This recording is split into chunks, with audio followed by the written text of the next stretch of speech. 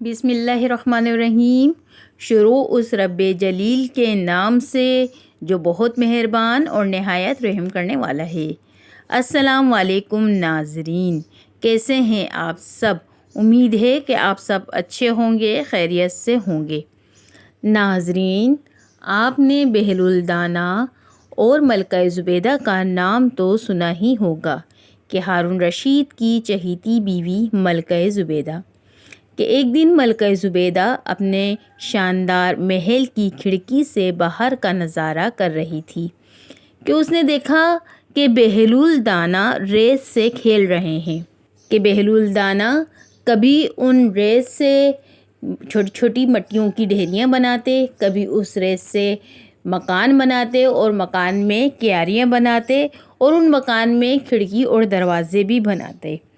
کچھ دیر تک تو ملکہ زبیدہ جناب بہلول کو دیکھتی رہیں، لیکن تھوڑی دیر کے بعد آپ اپنی کنیزوں کے ساتھ محل سے باہر آئیں اور جناب بہلول دانا کے قریب آ کر پوچھا کہ آپ کیا کر رہے ہیں؟ جناب بہلول نے اطمینان سے جواب دیا کہ میں جنت کے محل بنا رہا ہوں، اور یہ کہہ کر پھر سے جناب بہلول اپنے کام میں مصروف ہو گئے۔ یہ سن کر ملکہ زبیدہ نے حیرت سے کہا، اچھا، آپ جنت کے محل بنا رہے ہیں تو کیا ایک محل ہمیں بھی بیچیں گے؟ جناب بہلول نے کہا کہ ہاں، ضرور بیچنا چاہوں گا۔ ملکہ زبیدہ نے سوچا کہ چلو اس بہانے بہلول کی کچھ مدد ہو جائے گی۔ تو ملکہ زبیدہ نے جناب بہلول سے پوچھا کہ اچھا، ایک محل ہمیں کتنے کا بیچو گے؟ بہلول دانا نے جواب دیا کہ میں آپ کو 100 درہم میں یہ محل بیچ دوں گا۔ ملکہ زبیدہ نے اپنی کنیزوں سے کہا کہ جناب بہلول کو 100 درہم ادا کر دیے جائیں اور بہلول سے ایک بہشت میں محل لے کر پہنچا دیا جائے۔ بہلول نے اپنی مٹی کے بنائے ہوئے گھروں کی طرف دیکھ کر کہا کہ آپ کو کون سی والی بہشت میں محل چاہیے؟ زبیدہ نے یوں ہی ایک گھر کی طرف اشارہ کر دیا اور کہا کہ یہ والی دے دو۔ بہلول دانا نے رقم لی اور آپ وہ رقم لے کر کھڑے ہو گئے۔ ملکہ زبیدہ نے کہا کہ اس وقت میں جلدی میں ہوں اور واپس اپنے محل جا رہی ہوں، تم اس گھر کے دستاویز محل میں پہنچا دینا۔ ملکہ زبیدہ اپنے محل میں واپس آئیں اور اپنے شوہر خلیفہ ہارون رشید کو بتایا، جسے خلیفہ نے سن کر مذاق میں ٹال دیا۔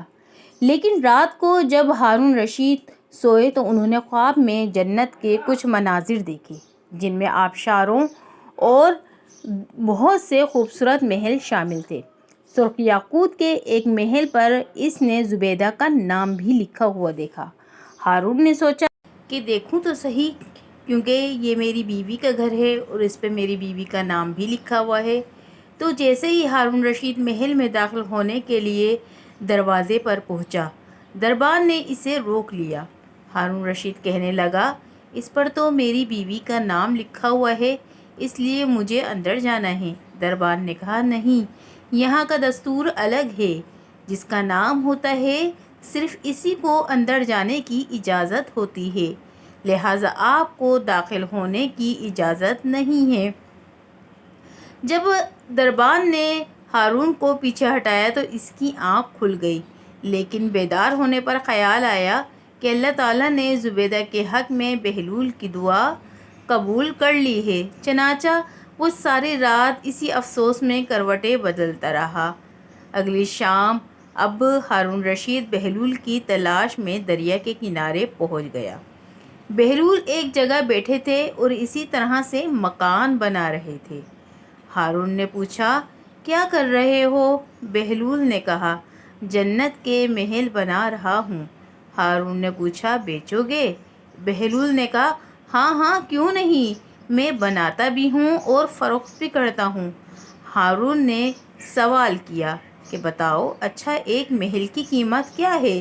تو اب بہلول دانا نے جواب دیا کہ ایک محل کی قیمت تیری پوری سلطنت ہے۔ ہارون رشید نے کہا، اتنی قیمت تو میں نہیں دے سکتا۔ کل تو آپ نے 100 درہم کے بدلے زبیدہ کو محل دے دیا تھا اور آج آپ مجھ سے پوری سلطنت مانگ رہے ہیں۔ بہلول دانا نے کہا، خلیفہ، کل بن دیکھے معاملہ تھا اور آج تم محل دیکھ کر آ رہے ہو۔ اب خلیفہ نے جب بہلول دانا کی یہ بات سنی تو ایک دفعہ مایوس ہو کر گھٹنوں کے بل بیٹھ گیا اور بہلول دانا سے کہا کہ ٹھیک ہے، میری ساری سلطنت لے لو، لیکن فقط ایک محل، ایک گھر جو ہے وہ جنت میں مجھے دے دو۔ اب جب بہلول دانا نے خلیفہ کی یہ عاجزی اور انکساری دیکھی تو کہا ٹھیک ہے، جاؤ، میں تمہیں بھی ایک محل، ایک گھر جو ہے وہ 100 درہم میں دیتا ہوں۔